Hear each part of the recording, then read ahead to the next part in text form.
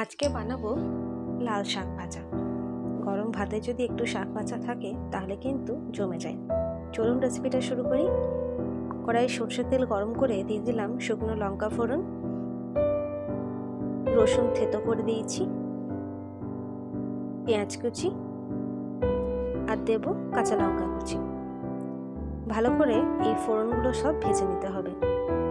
একবার ট্রাই করে দেখবেন, কুচি করা রসুনের থেকে কিন্তু থেতো করা রসুনের টেস্টটা অনেকক্ষণ বেশি থাকে।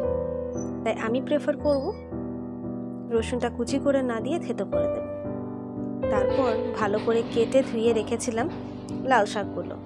অনেকে একদম কুচি কুচি করে শাকটা কেটে নেয়, তবে আমি মনে করি গোড়াগুলো বাদ দিলেই হবে। ভালো করে বেছে নিয়ে দিয়ে দিলেই হবে জল ছেড়ে, কারণ যখন সিদ্ধ হবে আমি তো এমনিতেই থেতো করব, তাই বেশি খাটনির কোনো প্রয়োজন নেই।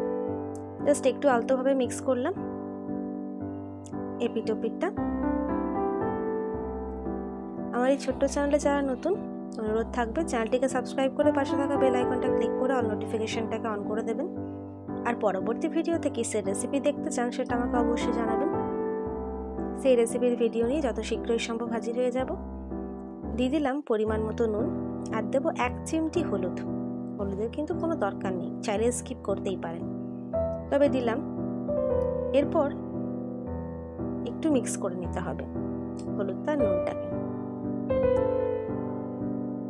জলটা যেহেতু আমি শাকের পুরোপুরি ছেড়ে নিয়েছিলাম, তাই সামান্য ছিটে ফোটা একটু জল দিয়ে দেবো সেদ্ধ হয়ে যাওয়ার জন্য। যদি ডাইরেক্ট জল থেকে তুলেই দেন তাহলে এটার প্রয়োজন হয় না। ঢাকা দিয়ে রেখেছিলাম 3 থেকে 4 মিনিটের জন্য লো ফ্লেমে।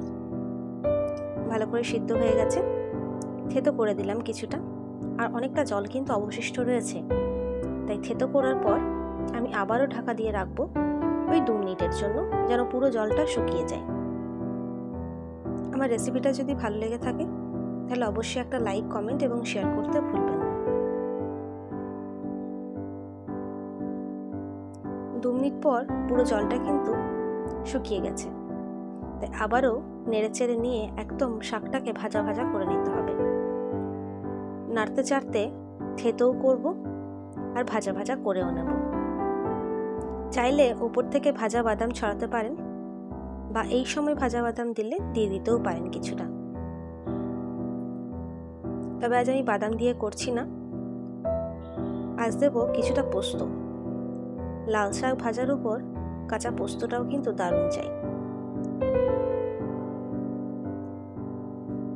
আর এই শাক ভাজা দিয়ে ভাত তো কিছু বলার নেই। শাকটা অলমোস্ট ভাজা হয়ে গেছে, এরপর পরিবেশনের পালা।